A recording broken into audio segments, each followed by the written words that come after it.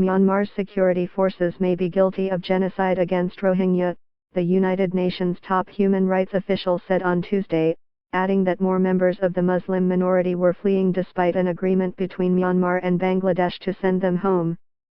Zaid Rad al-Hussein, UN High Commissioner for Human Rights, said that none of the 626,000 Rohingya who have fled violence since August should be repatriated to Myanmar unless there was robust monitoring on the ground. Myanmar's ambassador H. Tien Lin said that his government was working with Bangladesh to ensure returns of the displaced in about 2 months and there will be no camps.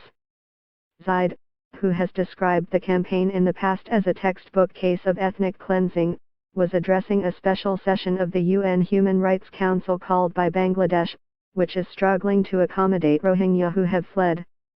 He described concordant reports of acts of appalling barbarity committed against the Rohingya, including deliberately burning people to death inside their homes, murders of children and adults, indiscriminate shooting of fleeing civilians, widespread rapes of women and girls, and the burning and destruction of houses, schools, markets and mosques.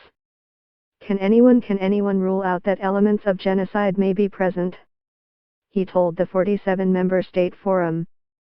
The United Nations defines genocide as acts intended to destroy a national, ethnic, racial or religious group in whole or in part. A UN convention requires all countries to act to halt genocide and to punish those responsible.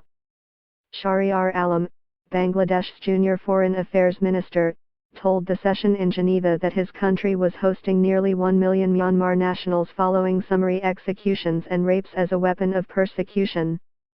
Mainly Buddhist Myanmar denies the Muslim Rohingya are its citizens and considers them foreigners.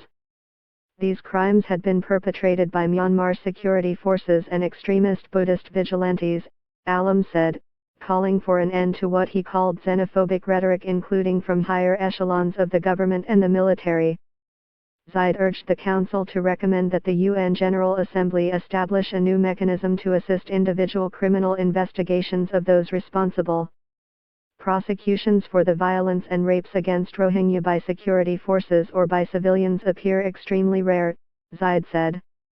Marzuki Darusman, head of an independent international fact-finding mission on Myanmar, said by video from Malaysia, "We will go where the evidence leads us.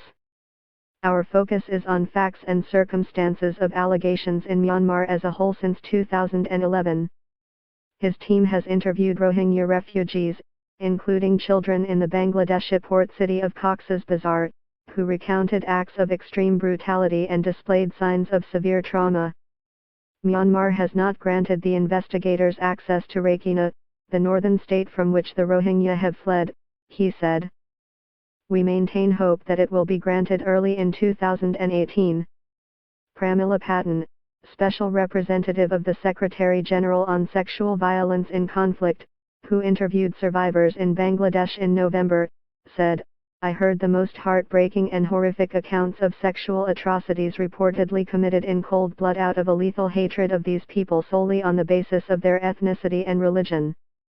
Crimes included rape, gang rape by multiple soldiers, forced public nudity and humiliation, and sexual slavery in military captivity," Patton said.